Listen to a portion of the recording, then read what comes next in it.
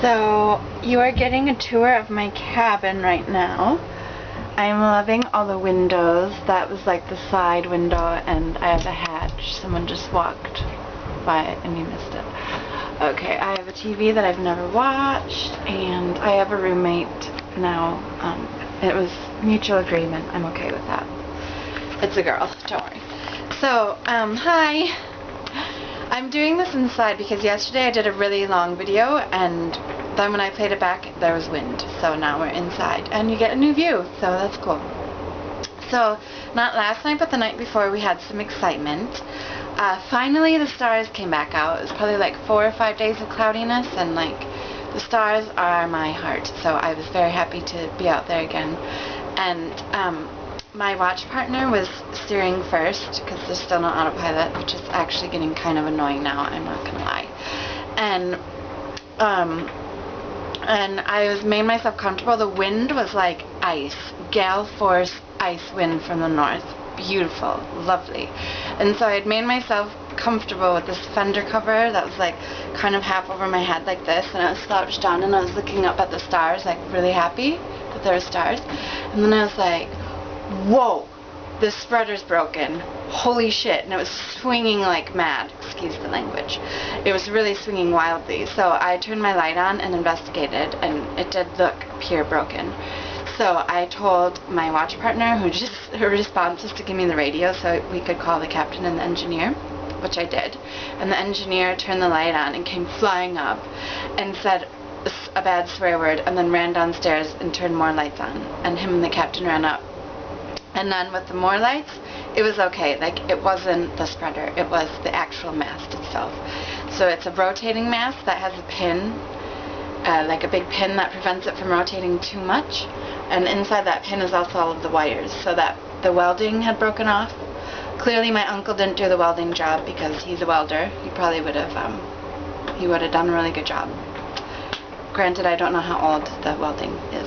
But anyway, and so it was like swinging wildly, and obviously with the more momentum it was pretty rough seas, so you don't want that to swing or like the whole thing could come down, right? So it was like an hour and a half of madness, and we didn't know at the time that the pin was broken because it's 3 in the morning, as all of the problems happen between 2 and 3 in the morning. So they like secured it. They secured the boom from swinging by like putting this line, but that was a process because the boom weighs like 3 elephants, and we needed like line that would hold, that wouldn't break a winch. That is a complicated process, I'm not gonna lie. It was probably the first time I've ever been super stressed and a little bit scared on the sea. And then people were like climbing the mast and everything, and I was like, oh my god, we're gonna die, but no one died. We're all cool. The boom is good, we can use the stay sail, because in the morning we saw what the problem was. But it had also severed the GPS line, so we don't have GPS in the cockpit, but we do down here, so we're all good. No need to fret. We're all safe here on this beautiful catamaran. And yesterday I think we saw we saw lots of whales yesterday. That was cool. There's one really close. And then today, I don't think you can see, no, but now we can see like the Spain, Portugal and Spain. So we're really close to the Strait of Gibraltar.